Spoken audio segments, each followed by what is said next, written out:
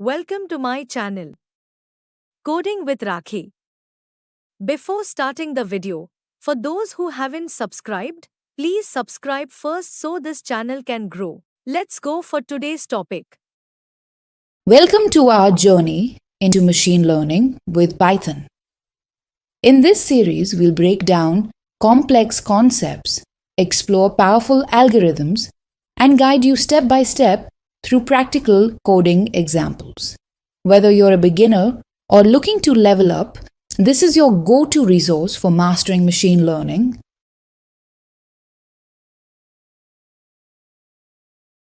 क्या करना है, मशीन लर्निंग के एल्गोरिथम्स देखने हैं, कौन कौन से एल्गोरिथम्स हम इसके अंदर पढ़ने वाले हैं। सारे एल्गोरिथम्स हम जो देखेंगे वो हम देखेंगे अकॉर्डिंग टू कि हमारे पास टेक्स्ट का क्या है, इमेज का क्या है, वो सब एल्गोरिथम हमने देखने वाले हैं। और डिफरेंट टाइप की मशीन लर्निंग्स होती हैं, वो सारी मशीन लर्निंग के टाइप्स हम पढ़ेंगे और उन मशीन लर्निंग के डिफरेंट टाइप्स के अंदर कौन कौन से एल्गोरिथम्स हमारे पास आने वाले हैं वो हम लोग आज करने वाले हैं। तो सबसे पहले हम एक बार इसका व्यू कर लेते हैं। ये हम ऑलरेडी पहले भी देख चुके हैं, बट इसको हमें देखने के लिए क्या समझना है हमारे को कि जो आर्टिफिशियल इंटेलिजेंस है वो मेरा सुपरसेट है और it belongs to mean superset होने का मतलब ये है कि एक बड़ा सा एरिया जो कवर एरिया है आपका, वेन डायग्राम को अगर हम समझना चाहते हैं तो आर्टिफिशियल इंटेलिजेंस के अंदर ही ये सब कुछ आता है। तो ये मेरा सर्कल जो हो गया वो एआई हो गया और ये एमएल जो है it is a subset of this AI. अब इस सबसेट ऑफ एआई का क्या मीनिंग हुआ कि इसके अंदर मशीन लर्निंग के ये 4 डिफरेंट तरीके होते हैं। ये वैसे तो इसके 3 होते हैं, लेकिन डीप लर्निंग जो होता है वो होता तो एआई का ही पार्ट है, बट ये 3 डिफरेंट जो मशीन लर्निंग के एल्गोरिदम है उनसे मिलके बनता है। तो हमारे 3 डिफरेंट टाइप्स जो होते हैं वो ये होते हैं: सुपरवाइज लर्निंग, अनसुपरवाइज लर्निंग और रीइंफोर्समेंट। डीप लर्निंग जो है वो it comes under AI majorly. अभी हम फिलहाल शुरू करते हैं क्लासिफिकेशन ऑफ एमएल। तो क्लासिफिकेशन ऑफ एमएल हमारा समझ में आ गया हमारे को कि सुपरवाइज लर्निंग होती है, अनसुपरवाइज लर्निंग होती है और रीइंफोर्समेंट लर्निंग होती है। ठीक है, तो अभी हम देखते हैं क्या क्या है इसे। सबसे पहले सुपरवाइज लर्निंग। अगर आप सुपरवाइज लर्निंग के बारे में बात कर रहे हो तो सुपरवाइज लर्निंग क्या होती है वो हम देखते हैं। ये एक फन टाइप का इमेजेस है। यहाँ पे सुपरवाइज लर्निंग में ये दिस इज द सुपरवाइजर और ये सब किड्स हैं। तो यहाँ पे जो क्लास चल रही है ये सुपरवाइजर जो है वो सुपरवाइज कर रहा है और उसको ट्रेन कर रहा है, मतलब ये सारे ट्रेनीज हैं, इन सबको सुपरवाइजर ट्रेन कर रहा है। Train me in supervised learning the model is trained on a labeled data set where the correct output is provided। अब करेक्ट आउटपुट इज प्रोवाइडेड का क्या मतलब हुआ कि इस ट्रेनर को पता है मुझे इनको क्या ट्रेन करना है। The model learns to map input and output based on this training. तो जो ये ट्रेनर इसको समझाएगा, इन ट्रेनीज को समझाएगा, वो वही समझ पाएंगे, वो मैप कर पाएंगे जो भी उनकी लर्निंग होगी अपने means output of this class जो भी होगा उसको वो मैप कर पाए। यहाँ पे है unsupervised learning, right hand side पे। ये अनसुपरवाइज लर्निंग का क्या मतलब होता है? I am self sufficient in learning. ठीक है, इसके अंदर हमारे पास इंस्ट्रक्टर तो है, ट्रेनर है, बट इसमें ट्रेनर कुछ हेल्प नहीं करेगा इन बच्चों को। ये जो ट्रेनीज हैं ये अपने आप सेल्फ सफिशिएंट है, जो कि अपने आप लर्न कर सकते हैं, उनको बस सिर्फ थोड़ा सा इंस्ट्रक्शन देना है और उसके बाद वो अपने आप काम करेंगे। तो यहाँ पे हम इसको डीपली डिस्कस करेंगे when we will come on to the completely this thing कि लेबल्ड डेटा सेट क्या होता है और अनलेबल्ड डेटा सेट क्या होता है विदाउट लेबल्ड रेस्पॉन्सेस। तो ये हम फर्दर स्लाइड्स के अंदर देखने वाले हैं। Reinforcement learning. रीइंफोर्समेंट लर्निंग का क्या मीनिंग होता है?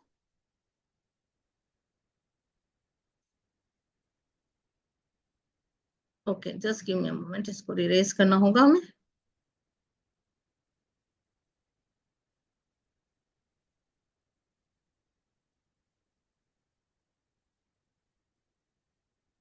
तो अभी हमारे पास क्या आ गया, रीइंफोर्समेंट लर्निंग। रीइंफोर्समेंट लर्निंग का क्या मीनिंग हो गया आपके पास, my life my rules. My life my rules मतलब मैं अपने आप ही करूंगा जो भी करूंगा। The model learns by interacting with the environment. It takes action and learn from the consequences, rewards and punishment to maximize its performance over the time. तो अभी हमें क्या समझ में आ गया इसका, कि जो हमारे पास अपने आप करना है हमने काम, ये जो स्टूडेंट्स हैं, ये जो ट्रेनीज हैं, ये अपने आप काम करेंगे। अपने आप काम करने का मतलब क्या है, देखो लाइफ में हमें कुछ इंस्ट्रक्शंस दी जाती हैं, घर से हमारे को मिलती हैं, कुछ इंस्ट्रक्शन हमें कॉलेज से मिलती हैं। इन इंस्ट्रक्शंस के अकॉर्डिंग हम अपना फ्यूचर डिसाइड करते हैं।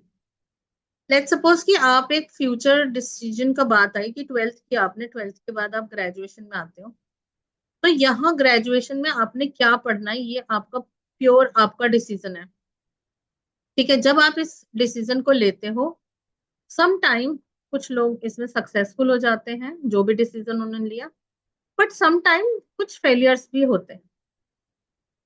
तो ये आपकी अपनी लर्निंग है, यहाँ इस ग्रेजुएशन से आपने कुछ लर्न किया या नहीं किया। तो ये आपने डिसाइड किया कि मेरे को तो बीसीए करना है, या किसी ने डिसाइड किया मुझे तो बीबीए करना है, किसी ने कहा कि मैं तो डिजाइनिंग में जाना चाहता हूँ।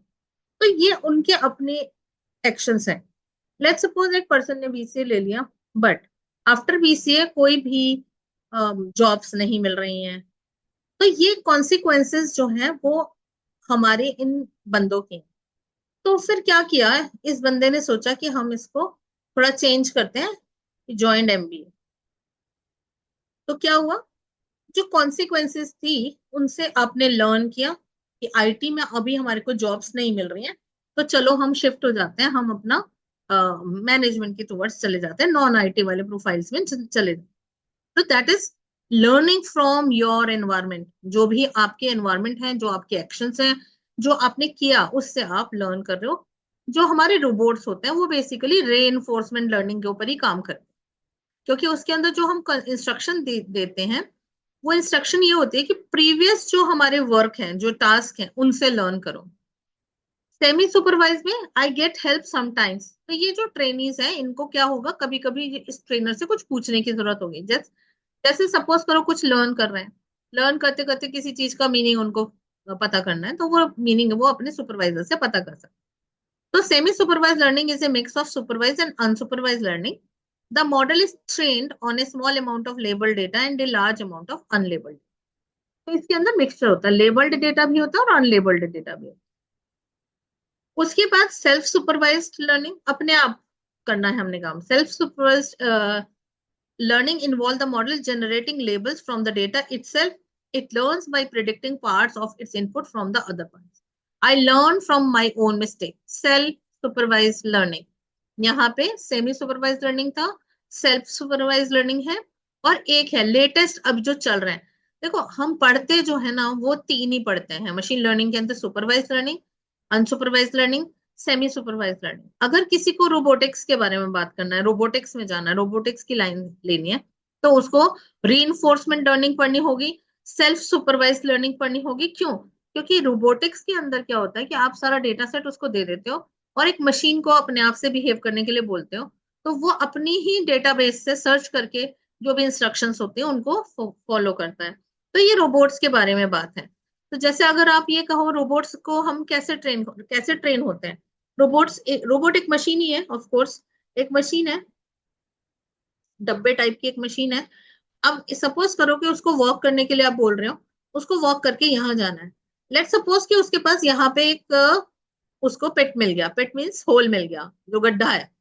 तो अब क्या करेगा, जब ये वॉक करना शुरू करेगा तो ये यहाँ पे गिर जाएगा, गिर जाएगा। आप इसको उठाओगे, या हो सकता है इसके अंदर हमने ऐसा कुछ ट्रेनिंग मैकेनिज्म डाला हुआ है, वो खुद उठ के खड़ा हो जाए और फिर से वो ट्राई करेगा, फिर से वो ट्राई करेगा, जाके फिर वापस चलेगा।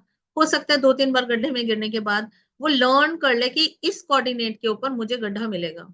और अगर उसको ये लर्न हो जाता है, मतलब अपने ही जो भी वो एक्शंस करता है, जो भी एक्टिविटी करता है, उसको वो अपने डेटाबेस से सेव करता है। ये रोबोटिक्स का थोड़ा सा आ जाता है इसके अंदर। हम बहुत ज्यादा रोबोटिक्स के बारे में डिस्कस नहीं करेंगे क्योंकि हम उसको डिस्कस नहीं करने वाले हैं। तो बस इतना सा आपको याद रखना है कि रोबोट्स जो होते हैं वो अपने आप से सेल्फ लर्न करते हैं। उनके अंदर जो एल्गोरिदम्स फिट किए जाते हैं उनके सेम एल्गोरिदम्स होते हैं कि जो भी पास्ट उनका एक्शन एक्टिविटीज होगा उसको वो सेव करेगा, और सेव करने के बाद वो उसको वर्क कराएगा। ठीक है। उसके बाद आपके पास क्या है, जेन एआई। आजकल बहुत आप लोगों ने नाम सुना होगा जनरेटिव एआई। ये उसके लिए ही है। जनरेटिव एआई का मतलब क्या होता है, जिसके अंदर लार्ज एलएलएम होता है, लार्ज मॉडल्स हम इसमें क्रिएट कर सकते हैं। Gen consists of two models, a generator and which creates a data, and the discriminator that evaluates it. The work together to improve the generative output. तो इसके अंदर क्या है, as the name is indicating, generative. Generative मतलब इसको आपको database भी supply करने की जरूरत नहीं है। ये खुद ही इतना इंटेलिजेंट है कि वो अपने आप क्रिएट करेगा डेटाबेस को। तो सिर्फ इसको एक टॉपिक देना है, आपको इसको एक सब्जेक्ट देना है, उस सब्जेक्ट पे अपने आप इसका डेटा क्रिएट करेगा। डेटा क्रिएट करने के बाद ये इसको इवेलुएट भी करेगा, मतलब कुछ मैकेनिज्म आपने बोला उसको वो अपने आप इवेलुएट भी करेगा। और ये प्रोसेस ये तब तक चलाता रहेगा जब तक इसको एक सेटिस्फाइड आउटपुट नहीं मिल जाता। That is also not our part, but of course अगर आप इंडस्ट्री में बात कर रहे हैं तो ये सब आपको पता होना चाहिए। तो हमें क्या क्या पढ़ना है, supervised learning, unsupervised learning, semi supervised learning, ये हम बाद में बात कर सकते हैं। जैसे ड्राइवरलेस कार है, ऑप्टिमाइज मार्केटिंग है, या फिर आप कोई कोई भी रोबोटिक्स वाले एरिया में जाना चाहते हैं तो आप इसको डिटेल में पढ़ सकते हैं। सुपरवाइज लर्निंग का मीनिंग क्या होता है कि जिस इसके कुछ एग्जाम्पल दिखाए मैंने। House price prediction. House price prediction का मतलब क्या, ये सब प्रोजेक्ट्स आने वाले हैं हमारे पास, जो प्रोजेक्ट्स हम इसके अंदर करेंगे। तो मैं आपको हाउस प्राइस प्रिडिक्ट करने का मतलब, हमारे पास एक डेटा है, उसके अंदर बहुत सारे हाउस के प्रॉपर्टीज पड़ी हुई हैं, फीचर्स पड़े हुए हैं। कैसे, 2 BHK है, 3 BHK है, 4 BHK है, ये है number of rooms. Number of rooms है, वॉशरूम्स कितने होंगे, उसका कवर्ड एरिया क्या होगा, उसमें बालकनीज कितनी होंगी, उसका area covered, total covered area क्या होगा, ये सब चीजें हम उसको प्रोवाइड करेंगे। और फिर प्रीवियस डेटा के बेसिस पे, जो प्रीवियस डेटा हम इसको सप्लाई करेंगे उसके बेसिस पे ये हमारे हाउस का रेट को प्रिडिक्ट कर सकता है। मेडिकल इमेजिनिंग, जैसे कि आपने देखा होगा सीटी स्कैन्स वगैरह होते हैं, ये सब बेसिकली हमारे, it's comes under supervise learning. Ultrasound है, सीटी स्कैन है, ये सब मेडिकल इमेजिंग जो है। एक्सरेज भी आजकल तो खैर सुपरवाइज लर्निंग में होने लगे हैं, जहां पे मशीन्स के थ्रू सब काम हो रहा है। अनसुपरवाइज लर्निंग में कस्टमर सेगमेंटेशन है, मार्केट बास्केट एनालिसिस है, ये हमारे प्रोजेक्ट्स आ जाते हैं। अब कस्टमर सेगमेंटेशन का मतलब क्या है, अनसुपरवाइज एंड सुपरवाइज लर्निंग के अंदर क्या डिफरेंस होता है। यहाँ पे मुझे जो आउटपुट है, यहाँ पे मुझे जो इनपुट है, वो उनके लेबल्स पता है, मतलब उनके नाम पता है। लेकिन अनसुपरवाइज लर्निंग में हमें पता ही नहीं है। कस्टमर सेगमेंटेशन का मतलब क्या हुआ, कस्टमर सेगमेंटेशन का मतलब हुआ कि ये मेरा एक कस्टमर बेस है, this is my customer base. इसके अंदर कुछ कस्टमर हाई इनकम ग्रुप के हैं, कुछ मीडियम के हैं, कुछ लो इनकम ग्रुप के हैं। ये सपोज करो कि हम एक ग्रोसरी स्टोर के बारे में बात करते हैं, तो ये ग्रोसरी स्टोर में हर तरीके के लोग आते हैं। उन हर तरीके के लोग में मतलब लोएस्ट लेवल ऑफ सैलरी भी होता है, मीडियम भी होता है और हाई भी होता है। तो ये कस्टमर सेगमेंटेशन कहलाता है। अब इस कस्टमर सेगमेंटेशन की रिक्वायरमेंट क्या हुई, अब लेट सपोज कि हमारा जो स्टोर है वो कुछ लग्जरी प्रोडक्ट्स को इंट्रोड्यूस करना चाहता है। लग्जरी प्रोडक्ट्स क्या हो गए, जैसे हाई एंड टेलीविजन हो गया, टीवी। ठीक है, वो मुझे 1 लाख का टीवी है, 1 लाख का टीवी कौन लोग लेंगे, इस पूरे डेटाबेस में से मुझे हाई इनकम ग्रुप वाले जो लोग होंगे, हाई इनकम ग्रुप वाले जो लोग होंगे उनको ही ये बताना है कि ये मैंने स्टार्ट किया है। जो मीडियम है और जो लो इनकम ग्रुप वाले हैं, LIG और MIG वाले जो लोग हैं, उनको हम ये सब चीजें नहीं दिखाएंगे। तो ये कस्टमर सेगमेंटेशन होता है, और ये हर इंडस्ट्री करती है, जितनी भी हमारी बेस्ड इंडस्ट्री होती है वो सेगमेंटेशन करती है। मार्केट बास्केट एनालिसिस का भी मतलब ये है कि कौन कितना खरीदेगा, किस लेवल पे कौन कितना खरीदेगा। सेमी सुपरवाइज के अंदर क्योंकि इसके फीचर्स दोनों होते हैं, मतलब लेबल्ड प्लस अनलेबल्ड डेटा होता है, तो उसके कुछ एग्जाम्पल्स हैं, जैसे टेक्स्ट क्लासिफिकेशन है, या लेन फाइंडिंग ऑन जीपीएस डेटा है। जो जीपीएस डेटा होता है वो basically huge amount of unlabelled data होता है। Huge amount of unlabelled data का मतलब क्या हो गया? जियोग्राफिकल एरिया है। जीपीएस का मतलब क्या होता है? जीपीएस का मतलब क्या है? सपोज करो कि ये एक एरिया है, ठीक है, इस एरिया के बहुत सारे कोऑर्डिनेट्स हैं, सिर्फ कोऑर्डिनेट्स हैं। कोऑर्डिनेट्स मतलब longitude and latitude, LO LA, सिर्फ इतना ही पता है। ये कोई कॉलम का नाम नहीं है, ये किसी कॉलम का नाम नहीं है, बट इसका, ये अगर एक पॉइंट है, इसका एक लॉन्गिट्यूड होगा और एक लैटिट्यूड होगा, वो कोऑर्डिनेट्स हैं इसके। तो ये अनलेबल्ड डेटा है, बट हम लेन को फाइंड कर रहे हैं। हमारा आउटपुट क्या है? वो लेबल्ड है। लेबल्ड है, लेबल्ड का मतलब लेन फाइंड करनी है मुझे, चलते हुए जीपीएस पे लेन फाइंड करके देनी है। जीपीएस कोऑर्डिनेट जैसे गूगल मैप वगैरह है, वो कैसे काम करते हैं? वो इन्हीं कॉन्सेप्ट के ऊपर काम करते हैं। तो रेनफोर्समेंट लर्निंग मैं इसको अभी छोड़ रही हूँ। Now we are coming on to the supervised learning in detail. First of all, कैसे काम करता है, क्या इसके प्रोसेस रहते हैं, किसको हम लेबल्ड डेटा बोल रहे हैं, किसको हम अनलेबल्ड डेटा बोल रहे हैं, वो हम देखेंगे।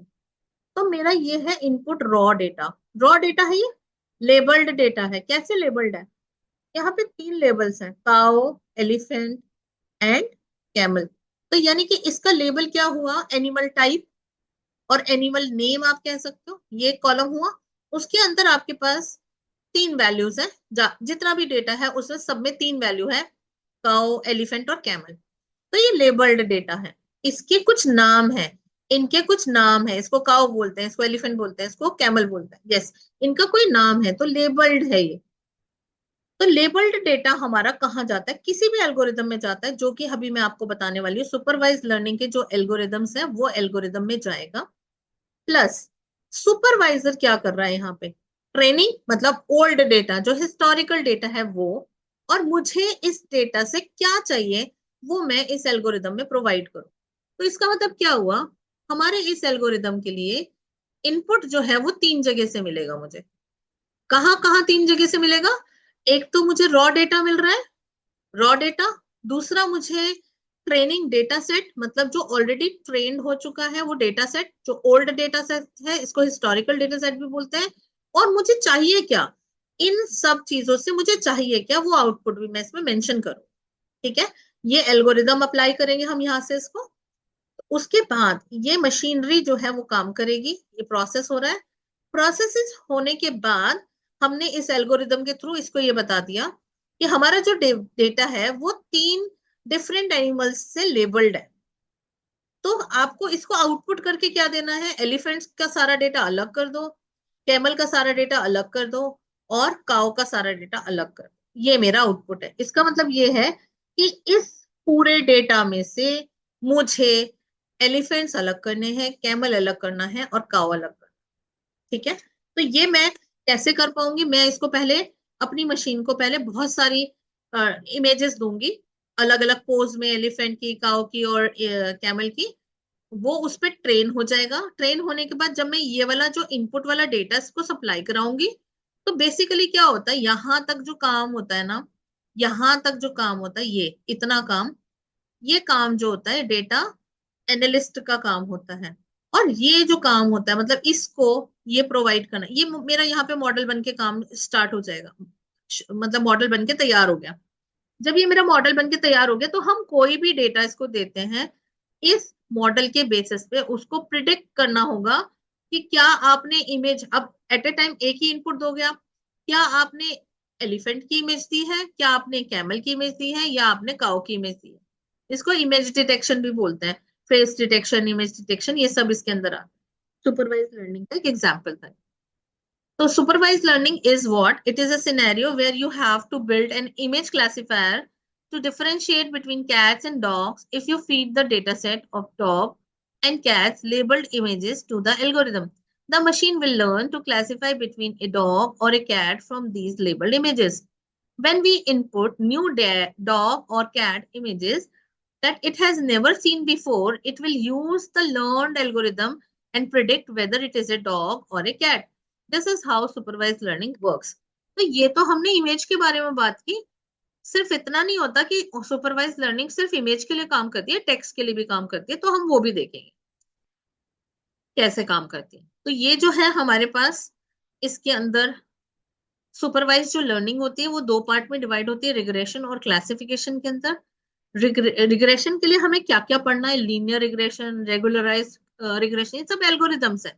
के नियरेस्ट नेबर, ये हमारा डिसीजन ट्री आता है, सपोर्ट वेक्टर रिग्रेशन होता है, सपोर्ट वेक्टर रिग्रेशन के साथ साथ हमारा एडा बूस्ट आता है, ये सारे हमारे एग्जाम्पल बूस्टिंग एल्गोरिदम है। ऐसे ही हमारे पास क्लासिफिकेशन के भी यही सारे होते हैं। लॉजिस्टिक रिग्रेशन जो होता है वो क्लासिफिकेशन में आता है, लीनियर डिस्क्रिमिनेंट एनालिसिस करेंगे हम, के नियरेस्ट नेबर हम रिग्रेशन में भी करते हैं और हम क्लासिफिकेशन में भी करते हैं।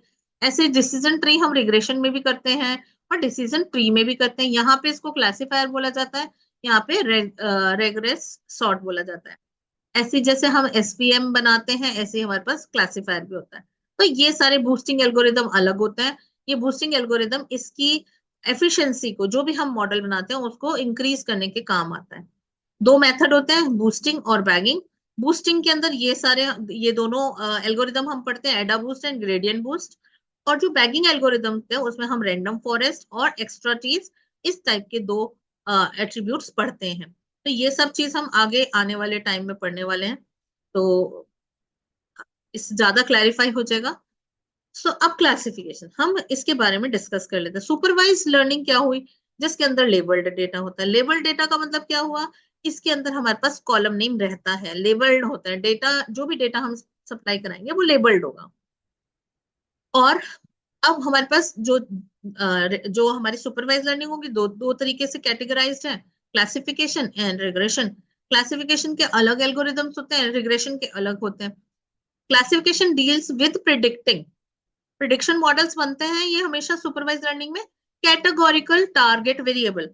देखो, जब भी हम कोई भी एल्गोरिदम अप्लाई करेंगे उस एल्गोरिदम में एक आउटपुट होगा और हम इसके अंदर कुछ इनपुट्स प्रोवाइड करेंगे। कुछ inputs can be one, it can be more. इस इनपुट के बेसिस पे मेरा ये आउटपुट वाला जो कॉलम है वो डिसाइड होगा। तो अब जैसे इसके अंदर मैंने एग्जांपल भी लेंगे। कैटेगोरिकल डेटा का मतलब क्या होता है ये हमें समझ चुके हैं, हम प्रीवियस हमारे सेशंस के अंदर हम डिफरेंट टाइप के डेटा के बारे में बात कर चुके हैं। Categorical data, let's suppose I am talking about gender, male, female और others. We are talking about the income group, there are 3 income group, HIG, MIG और LIG, 3 इनकम ग्रुप्स। ठीक है, हमारे पास जो भी चीज कैटेगरी में, अब जैसे यस और no, that is also categorical data, या तो यस होगा या तो नो होगा। तो ये हमारा जब भी कभी इस टाइप का आउटपुट मोड होगा, मतलब मेरा जो आउटपुट कॉलम होगा, आउटपुट लेबल होगा, वो अगर इस टाइप की वैल्यूज को स्टोर कराता होगा तो मैं क्लासिफिकेशन लगाऊंगी। फॉर एग्जाम्पल यहाँ पे देखो, एग्जाम्पल मैंने दिया ईमेल। ईमेल हमारे को चेक करनी है whether it is a spam और नॉट स्पैम। ऑलराइट, ये भी एक क्लासिफिकेशन है। ईमेल्स आती है हमारे पास, दो तरीके की ईमेल्स हो सकती हैं, या तो वो स्पैम होंगी या तो नहीं होंगी, यस और no. Predicting the whether a patient has a high risk of heart disease, yes और नो। अगर हमारे पास एक पेशेंट का डेटा है, बहुत सारा डेटाबेस है, उस डेटाबेस के थ्रू हम एक ऐसा मॉडल तैयार कर लेते हैं जिसके अंदर हम पेशेंट की कुछ इंफॉर्मेशन डालेंगे और हमारा जो सिस्टम है वो हमें कैलकुलेट करके बताएगा कि ये जो मेरे पास पेशेंट आया है वो high risk of heart disease में है या नहीं। तो इस टाइप की जितने भी प्रोसेसेस रहेंगे क्लासिफिकेशन मॉडल के अंदर आएंगे। तो क्लासिफिकेशन एल्गोरिदम हम क्या क्या पढ़ेंगे, logistic regression, SVM, random forest, decision tree, KNN and naive based theorem. Now regression.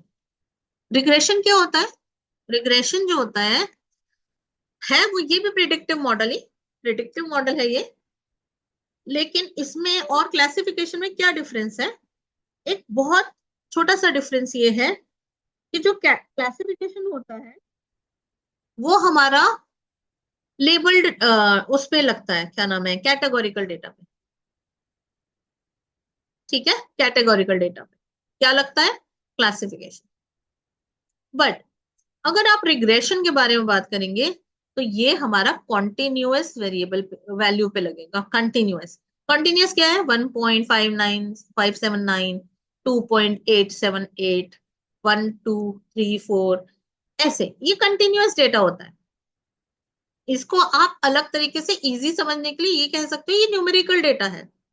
Numerical data, numerical data पे जब हम काम करते हैं तो हमारा रिग्रेशन यूज होता है for predicting any target value. So regression on the other hand deals with the predicting continuous target variables which represent numerical values. For example, predicting the price of a house based on its size, location, and amenities, or forecasting the sales of a product. And regression algorithm learn to map the input features to a continuous numerical values. तो क्या क्या इसमें हमें algorithm पढ़ने हैं? Linear regression, polynomial regression, ridge regression, lasso regression, decision tree और random forest. ये सारे हमारे रिग्रेशन के एल्गोरिदम होते हैं। अब जैसे जब भी कभी प्रिडिक्टिव वैल्यू आएगी, प्रिडिक्शन की बात आएगी, रिग्रेशन की बात आती है, तो इसके अंदर एक फॉर्मूला बनता है। ये स्ट्रेट लाइन का फॉर्मूला होता है। ये मैं पहले भी एक बार डिस्कस कर चुकी हूँ। ये स्ट्रेट लाइन का फॉर्मूला होता है, y equals to ax plus b। b constant होता है और a जो होता है उसका स्लोप होता है। तो ये इस स्लोप पे डिपेंड करता है, x की वैल्यू पे हमारी डिपेंड करती है y। तो ये सिंगल x भी हो सकता है और कई सारे पैरामीटर्स भी होता है। तो हम कहेंगे a1x1 plus a2x2 plus a3x3 plus b। तो ये मल्टीपल लीनियर रिग्रेशन कहलाता है। इसके अंदर मल्टीपल वेरिएबल्स को हम कंसीडर करते हैं फॉर फोरकास्टिंग और प्रिडिक्टिंग द वैल्यू। एडवांटेज क्या होता है? Supervised learning model can have high accuracy as they are trained और labelled data. The process of decision making is supervised learning model is often interpretable. It can often be used in pre-trained models, which saves time and resources when developing new models from scratch. ये सारे इसके advantages हैं। इसके कुछ disadvantages भी हैं। Of course हमें हर time labelled data नहीं मिलता, तो इसलिए हमारे पास ये डिसएडवांटेज भी हो जाता है कि जो रिग्रेशन वगैरह है वो हम अनलेबल्ड डेटा पे नहीं लगा पाते। So there is limitation in knowing pattern and may struggle with unseen or unexpected patterns that are not present in the training data. तो क्या होता है, जैसे मैंने आपको अभी समझाया कि हमारा जो भी ट्रेनिंग होता है वो हिस्टोरिकल डेटा के ऊपर बेस्ड होता है, हिस्टोरिकल डेटा। बट जैसे कि हम आज के टाइम में बात करें, अगर हिस्टोरिकल डेटा लेट्स सपोज कि लास्ट के 10 इयर्स का मैं डेटा उठा लेती हूँ किसी भी चीज का। मैं एक एग्जांपल ले लेती हूँ कि बैंक है, ठीक है, बैंक अपने कुछ प्रमोशंस करना चाहता है, बट वो प्रमोशन क्या किसके बेसिस पे करेगा? क्योंकि बैंक के पास तो ह्यूज अमाउंट ऑफ डेटाबेस है। आप बहुत सारे क्लाइंट्स होते हैं, एक बैंक के पास लेट्स सपोज कि 1 लाख कस्टमर्स है। ये एग्जाम्पल है, इससे ज्यादा ही होता है। 1 लाख तो बहुत कम एक बैंक के लिए सर्वाइव करने के लिए होता है, बट मैं एक एग्जाम्पल ले रही हूँ। तो अब अगर सपोज करो मैं क्रेडिट कार्ड का प्रमोशन करना चाहती हूँ, क्रेडिट कार्ड सेल करवाना चाहती हूँ, या क्रेडिट कार्ड में चाहती हूँ कि लोग लें, तो मैं किन लोगों को ऑफर करूंगी इन 1 लाख में से? क्या मैं सबको ऑफर करूं, सबको टारगेट करूं? लेकिन मेरे पास इसके अंदर प्रॉब्लम क्या है? प्रॉब्लम ये है कि मेरे पास कुछ ऐसे कस्टमर्स भी हैं जो अपने अकाउंट में 500 रुपए भी मैनेज नहीं कर पाते मंथली। तो क्या मैं उनको क्रेडिट कार्ड ऑफर करूंगी? नहीं, नो। तो क्या है कि मुझे ये फिल्टर करना है, इस डेटाबेस में से फिल्टर लगाना है। तो फिल्टर लगाने के लिए मुझे कुछ इंफॉर्मेशन चाहिए। अब मुझे वो इंफॉर्मेशन अगर नहीं मिल पा रही है हिस्टोरिकल डेटा से, और मतलब लेटेस्ट करंट ट्रेंड्स चेंज हो गए हैं, उनकी इंफॉर्मेशन नहीं है प्रीवियस डेटा के अंदर, तो मैं कैसे उस पर काम करूंगी? ये इसकी एक लिमिटेशन होती है। जैसे न्यू फीचर्स आते जाते हैं हमारे पास, बैंकों के भी नए नए रूल्स हो जाते हैं, लेकिन वो प्रीवियस डेटा सेट में अवेलेबल नहीं होते, तो वो एक थोड़ी बाउंडेशन हो जाती है। It can be time consuming and costly as it relies on the labelled data only. It may lead to poor generation based on the new data. तो हो सकता है क्योंकि न्यू डेटा हम जो डाल रहे हैं, मैंने जैसे बताया कि प्रीवियस जो नॉलेज है that can be lesser as per are present. तो पास्ट डेटा से कई बार हमारे को मिस्टेक भी हो जाती है, तो उसको हमें फिल्टर करना पड़ता है और हमें न्यू फीचर्स को ऐड करना पड़ता है। ये सारे एप्लीकेशंस है, image classification, natural language processing, speech recognition, recommendation system, जैसे कि नेटफ्लिक्स वगैरह आप यूज कर सकते हो। स्पीच रिकॉग्निशन का मतलब क्या होता है कि जैसे आप मैं बोल रही हूँ और ये ऑटोमेटिकली टेक्स्ट में कन्वर्ट कर दे। Predictive analytics, predictive outcome, sales का आउटकम है, कस्टमर्स को चर्न करना है या स्टॉक प्राइस को प्रिडिक्ट करना, वो सब आपके इस सुपरवाइज लर्निंग के अंदर ही आते हैं। मेडिकल डायग्नोसिस होता है कि इस मेडिकल कंडीशन अगर हम दे देते हैं तो क्या किसी को डिजीज हो सकती है कि नहीं हो सकती है। फ्रॉड डिटेक्शन होता है, ऑटोनोमस व्हीकल्स होते हैं, देन ईमेल स्पैम डिटेक्शन होता है। ये सारे बहुत अच्छे अच्छे प्रोजेक्ट्स हो सकते हैं जो कि हमारे को फर्दर लाइफ में कहीं ना कहीं काम आ सकते हैं। वेदर फोरकास्टिंग हो सकती है। ये सब आजकल हमारी मशीन लर्निंग के अंदर ही आ जाते हैं, बट हमारे को इसका डेटा सेट अवेलेबल कराना पड़ता है तब हम इसको कुछ कर पाए ना। अनसुपरवाइज लर्निंग क्या होता है, जैसे कि हमने सुपरवाइज लर्निंग में देखा। अब देखो इसके अंदर दे तो मैं वही रही हूँ इनपुट डेटा, बट मैं ये लेबल नहीं कर रही हूँ इसको। मैं ये लेबल करके नहीं बता रही हूँ आपको कि ये एलिफेंट है, ये कैमल है, ये काओ है। I am not doing that. Unknown output, no training data set available, तो अपने आप इंटरप्रेट करेगी मशीन, और फिर उसके बाद हम एक एल्गोरिदम लगा देंगे उसके ऊपर। ठीक है, मॉडल ट्रेनिंग के लिए। मॉडल ट्रेनिंग के लिए अगेन एल्गोरिदम लगाने के लिए हमें इसको हिस्टोरिकल डेटा तो देना ही पड़ेगा, हिस्टोरिकल डेटा देना पड़ेगा और एक आउटपुट देना पड़ेगा। उसके बाद ये प्रोसेस करके एक मॉडल बना लेगा। अब ये मॉडल मेरा इस काम का होगा कि इसके अंदर मैं कुछ इनपुट डालती हूँ, कुछ न्यू न्यू इमेजेस डालती हूँ, तो ये मुझे क्लासिफाई करके बता देगा कि ये मेरे पास डेटा आगे ये कौन सी क्लासिफिकेशन में लाई करेगा। Again it is not labelled, यहाँ पे ये बताया नहीं गया है आपको कि ये एलिफेंट है, ये कैमल है और ये काओ है। जहां पे हमें लेबल्ड नहीं करना है वहां पे अनसुपरवाइज लर्निंग काम करती है। It is a type of machine learning technique in which an algorithm discovers patterns and relationship using unlabeled data.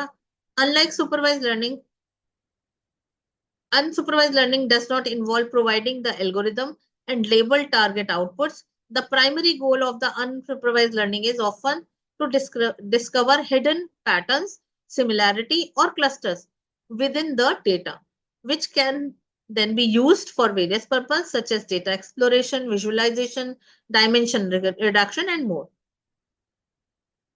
Example, we can consider a dataset that contain information about the purchases made from the shop. So, clustering, the algorithm can group the same purchasing behavior among you and other customers, which reveal potential customers without predefined labels. This type of information can help businesses get target customers as well as identity outliers. तो क्या मतलब हुआ इसका? Example लिया हमने, suppose करो कि हमारे पास ये सारा कस्टमर डेटाबेस पड़ा हुआ है। अब हम इसमें से जैसे हम एक्सेल में फिल्टर्स लगा लेते हैं। फिल्टर का मतलब क्या होगा, यहाँ पे फिल्टर लगाते हैं कि high income group, low income group और मीडियम मीडियम इनकम ग्रुप, या हमारे टीवी प्रोडक्ट है, प्रोडक्ट टाइप है, प्रोडक्ट टाइप, उस प्रोडक्ट टाइप में टीवी के कस्टमर कौन से हैं, ग्रोसरी के कस्टमर कौन से हैं, या हमारे पास और भी जो प्रोडक्ट हैं या ऑडियो सिस्टम के कौन हैं, उनके अकॉर्डिंग हम फिल्टर कर सकते हैं। और फिल्टर करके हम ये डिसाइड कर सकते हैं कि ये मेरा क्लस्टर जो है, ये मेरा जो कस्टमर है, ये मेरे पोटेंशियल कस्टमर हो सकता है for the new new product which I am going to add in my grocery store और big store, whatever the store is there. अब देखो इसके अंदर अनसुपरवाइज्ड डेटा के अंदर क्या है, बहुत सारे अनलेबल्ड हमने दे दिए। किसको दिया हमने? एक मशीन को।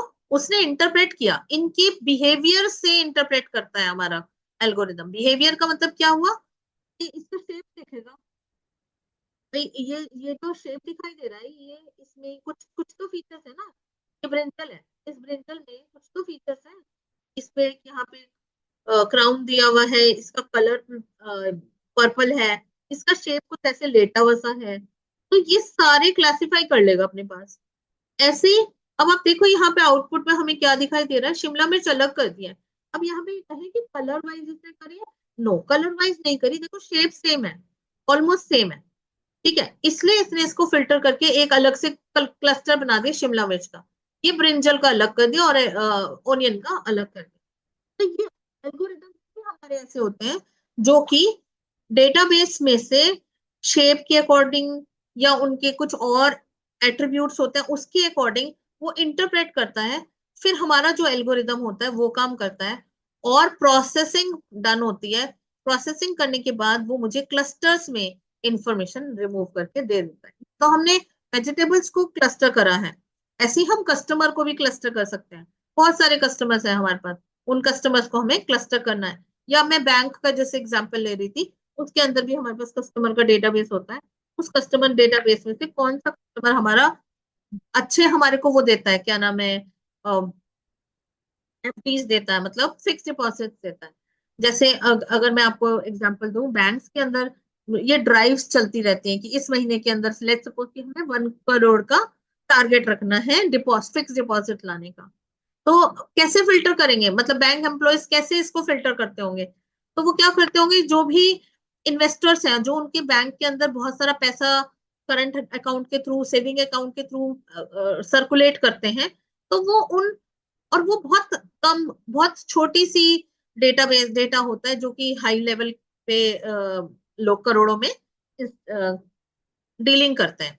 तो जो बैंक वाले एम्प्लॉयज होंगे वो बाकी सारे लाख लोगों को छोड़ देंगे, वो 100-200 जो उनके टॉप इन्वेस्टर्स होंगे, जो टॉप डिपॉजिटर्स होंगे, उनको टैप करके फोन करेंगे या मेल भेजेंगे या मैसेज करेंगे, किसी भी तरीके से उनको कनेक्ट करेंगे so that they can give their means targeted value.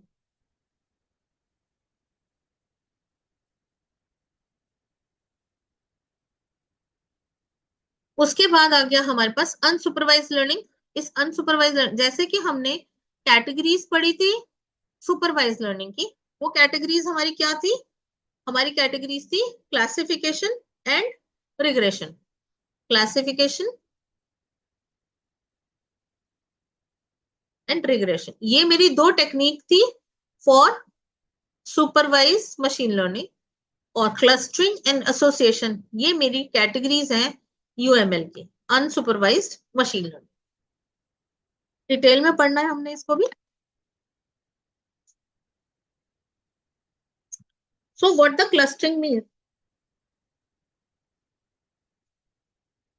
जैसे मैंने अभी आपको दिखाया कि हमारे पास बहुत सारी सब्जियां पड़ी हुई हैं, एक वेजिटेबल का हमारे पास स्टोर है, उस पे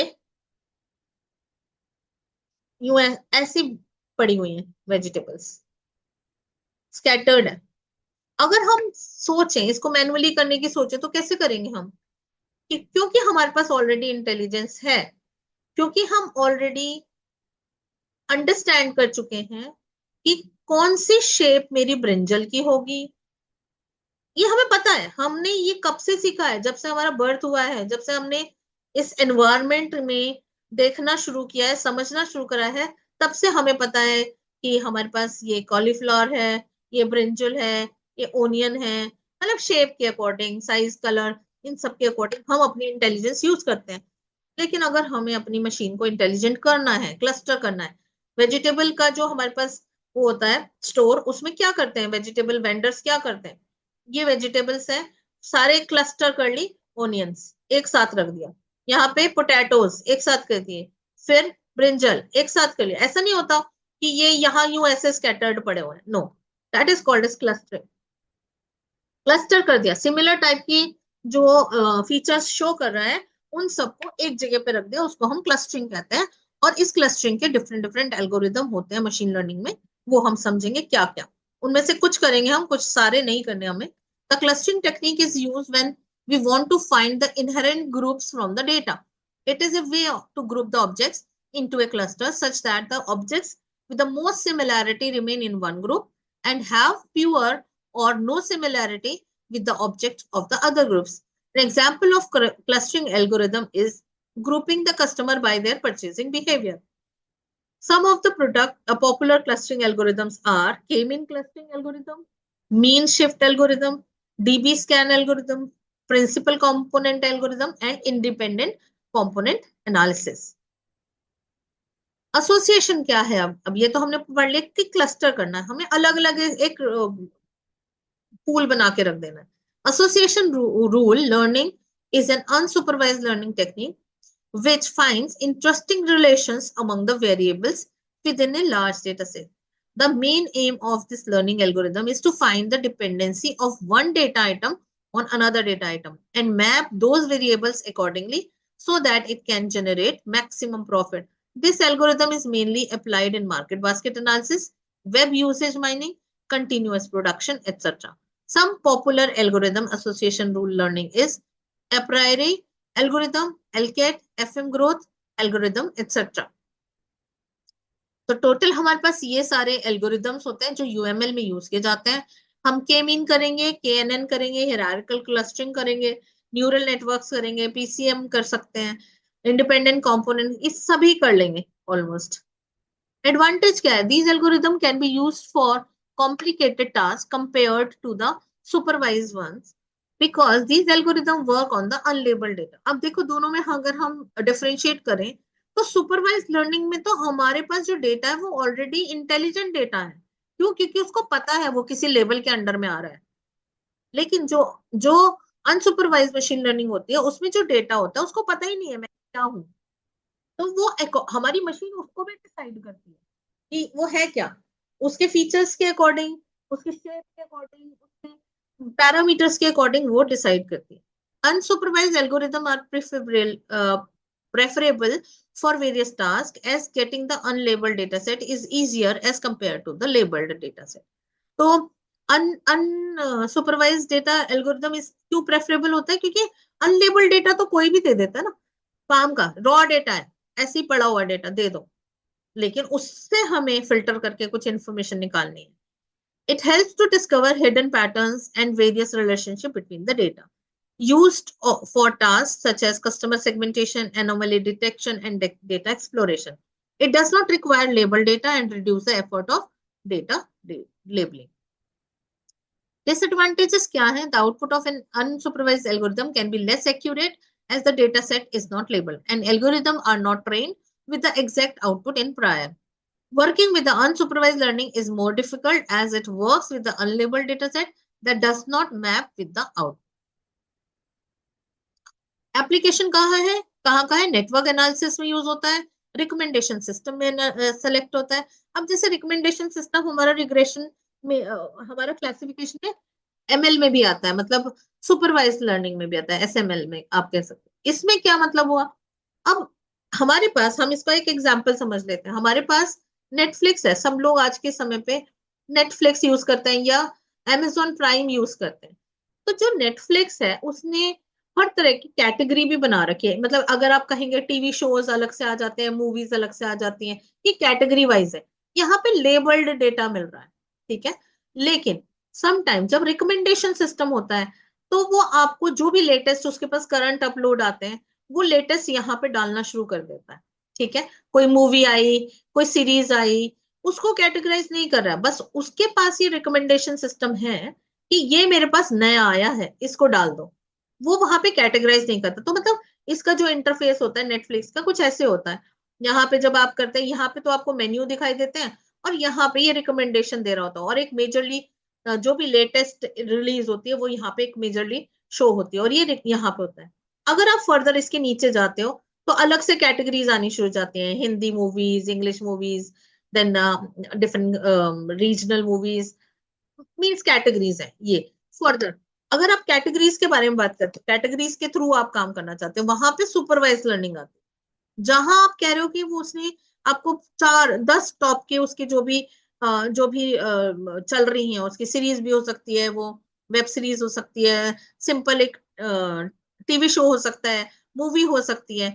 तो उसके जो टॉप 10 जो उसने निकाले रेटिंग के अकॉर्डिंग, MDB होता है एक इसका, एक फीचर कह दो आप, एक कॉलम इसके अंदर एडेड होता है जो रेटिंग शो करता है। उस रेटिंग के बेसिस पे वो अपनी टॉप 10 रेटिंग्स को निकाल लेता है, और उसमें ये ध्यान नहीं रखता कि किस टाइप का वो कैटेगरी है, क्या वो मूवी है, क्या वो थ्रिलर है, क्या वो रोमांटिक है, कुछ भी एनीथिंग। तो वहां पे ये हमारा UML काम करता है। क्लस्टरिंग कर दी बस उसने। एनोमली डिटेक्शन हो गया, सिंगुलर वैल्यू डिकम्पोजिशन, ये सब एप्लीकेशंस हैं इसके। फर्दर डिटेल करते हैं हम इसमें। Now we are going to understand the semi supervised machine learning. Semi supervised as the name is indicating, semi supervised मतलब थोड़ा थोड़ा इसको पता है, थोड़ा लेबल्ड है और थोड़ा अनलेबल्ड डेटा है, तो कॉम्बिनेशन से बनता है। इट इज अ, देखो यहाँ पे ये मैंने क्लस्टर दिया डेटा, ठीक है। इसमें से कुछ डेटा हमारे लेबल्ड है, मतलब मेरा जो सिस्टम है उसमें से वो कैमल को डिटेक्ट करता है, कैमल उसको पता है, और काऊ भी पता है, लेकिन एक और क्रिएचर इसके अंदर आ गया, दैट इज एलिफेंट, वो उसको नहीं पता। तो हमें लेबल्ड डेटा, इनपुट डेटा तो हम दे रहे हैं जो अनलेबल्ड है, और पार्शियल लेबल्ड डेटा भी दे रहे हैं। इसके थ्रू अनलेबल्ड डेटा यहां से मिलेगा मुझे। ये अनलेबल्ड है, इसको हमने लेबल नहीं किया, देखो आप इसमें मिसिंग है एलिफेंट। अनलेबल्ड डेटा भी हमने दिया, और ये जो मशीन लर्निंग मॉडल है वो ऑटोमेटिकली प्रिडिक्ट करेगा that it is an elephant. तो हमारे पास जो कैमल था और काउ था वो हमारा ऑलरेडी लेबल्ड था, लेकिन एक जो कैटेगरी, जो एक्स्ट्रा कैटेगरी हमारे को इस इनपुट डेटा में मिली थी, वो मेरा मशीन लर्निंग मॉडल आपको लेबल करके दे दे। Semi supervised machine learning consider that we are building a language translation model having the labeled translation for every sentence pair can be resources intensive. It allows the models to learn from the labeled and unlabeled sentence pairs, making them more accurate. This technique has led to significant improvement in the quality of machine learning translation service. ज्यादातर semi supervised learning जो होती है या machine learning होती है वो speech recognition ऐसे type की जगह में लैंग्वेज ट्रांसलेशन मॉडल्स में काम आती है। It is a type of machine learning algorithm that lies between the supervised and unsupervised machine learning. It represents the intermediate ground between the supervised with the labeled training data and unsupervised learning with non-labeled training data algorithm, and uses the combination of labeled and unlabeled data set during the training period. Although semi-supervised learning is the middle ground between the supervised and unsupervised learning and operates on the data that consists of a few labels, it mostly consists of unlabeled data, as labels are costly, but for corporate purpose, they may have few labels. It is completely different from the supervised and unsupervised learning, as they are based on the presence and absence of data.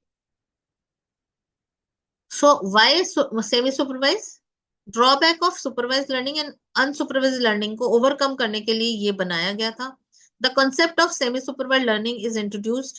The main aim of semi supervised learning is to effectively use all available data rather than only the labeled data like supervised learning or unsupervised learning cluster data.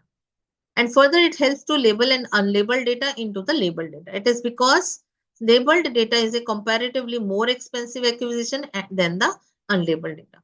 तो इसके through हम अपना data labelled करा सकते हैं। We can imagine these algorithm with an example. Supervised learning is where a student is under the supervision of an instructor at home and college.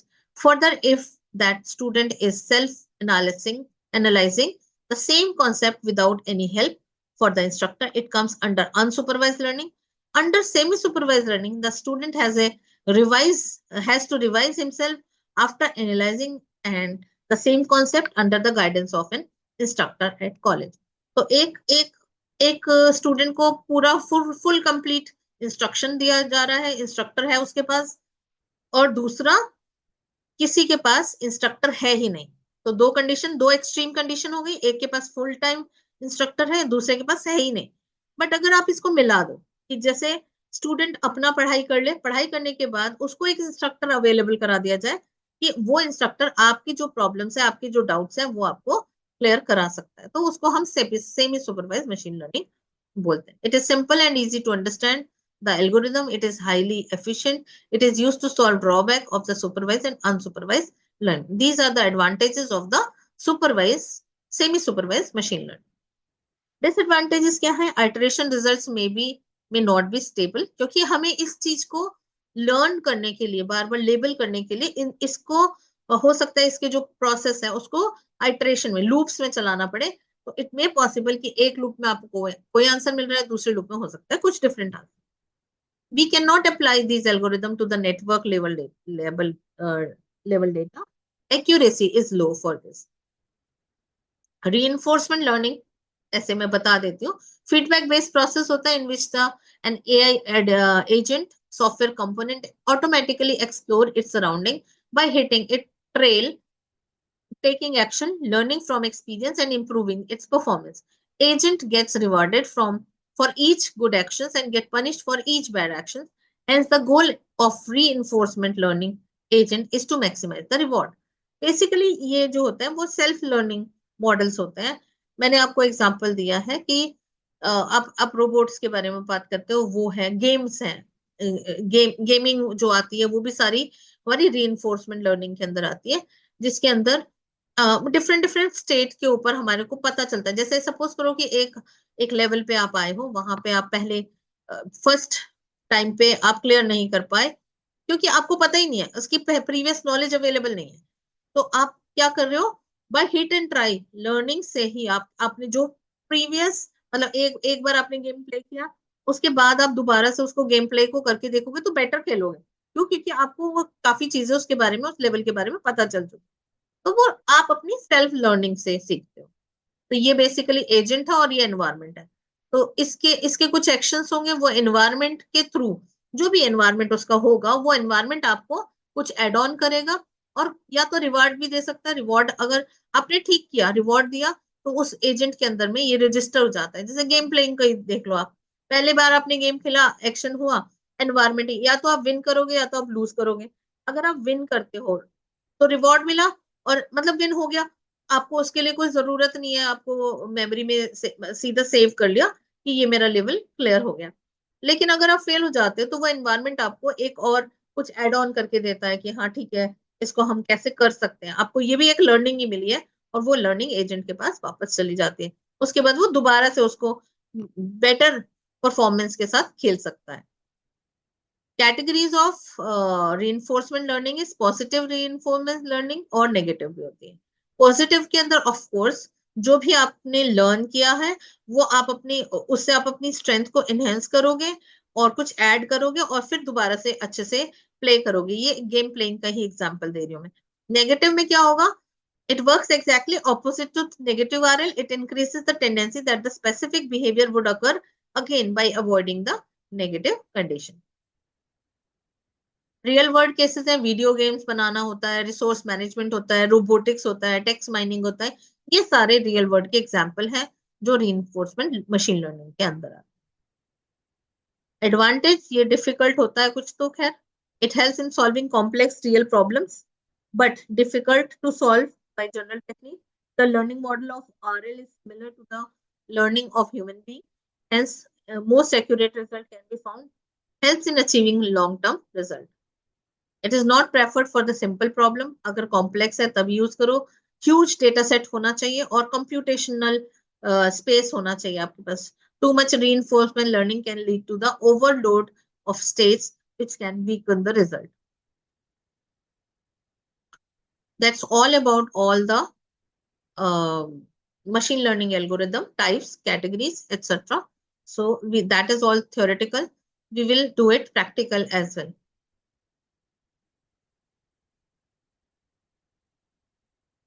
Thanks for watching. If you found this video helpful, make sure to hit the like button and subscribe for more in-depth sessions on machine learning. Don't forget to join us in the next session as we dive deeper into advanced techniques and real-world applications. Thanks for watching. If you like the content of this video, please do subscribe and share.